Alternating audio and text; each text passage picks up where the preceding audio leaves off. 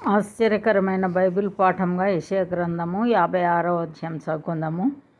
యెహోవా ఈలాగు సెలవిచ్చుచున్నాడు, నా రక్షణ వచ్చుటకు సిద్ధంగా ఉన్నది, నా నీతి వెల్లడి అవుటకు సిద్ధంగా ఉన్నది. న్యాయవిధిని అనుసరించుడి, నీతిని అనుసరించి నడుచుకొనుడి. నేను నియమించిన విశ్రాంతి దినమును అపవిత్రపరచకుండా దానిని అనుసరించుచు ఏ కీడు చేయకుండా తన చేతిని బిగపట్టువాడు ధన్యుడు. ఆ ప్రకారం చేసి దాని రూఢిగా గైకొను నరుడు ధన్యుడు.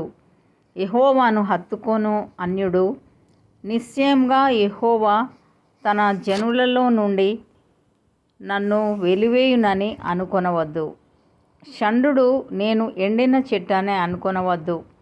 నేను నియమించిన విశ్రాంతి దినములను ఆచరించుచు నాకిష్టమైన వాటిని కోరుకొనుచు నా నిబంధనను ఆధారం చేసుకొనుచున్న షండులను గూర్చి యెహోవా ఈలాగు సెలవిచ్చుచున్నాడు, నా ఇంటను నా ప్రాకారములలోనూ ఒక భాగమును వారికిచ్చేదను.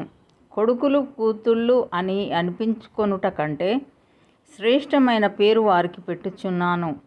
కొట్టివేయబడని నిత్యమైన పేరు వారికి పెట్టుచున్నాను. విశ్రాంతి దినమును అపవిత్రపరచకుండా ఆచరించుచు నా నిబంధనను ఆధారం చేసుకొనుచు యెహోవాకు దాసులై యెహోవా నామమును ప్రేమించుచు ఆయనకు పరిచర్య చేయవలెనని ఆయన పక్షమున చేరు అన్యులను నా పరిశుద్ధ పర్వతమునకు తోడుకొని వచ్చెదను. నా ప్రార్థన మందిరములో వారిని ఆనందింపజేసెదను. నా బలిపీఠం మీద వారర్పించు దహన బలులను నాకు అంగీకారం లగును. నా మందిరము సమస్త జనులకు ప్రార్థన మందిరం అనబడును. ఇశ్రాయేలీయులలో వెలివేయబడిన వారిని సమకూర్చు ప్రభువగు యెహోవా వాక్కు ఇదే. నేను సమకూర్చిన ఇశ్రాయేలు వారికి పైగా ఇతరులను కూర్చెదను.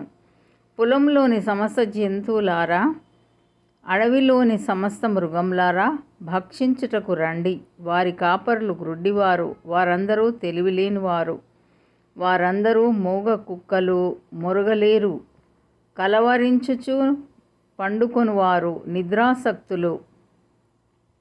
కుక్కలు తిండికి ఆతురపడును, ఎంత తినినను వాటికి తృప్తి లేదు.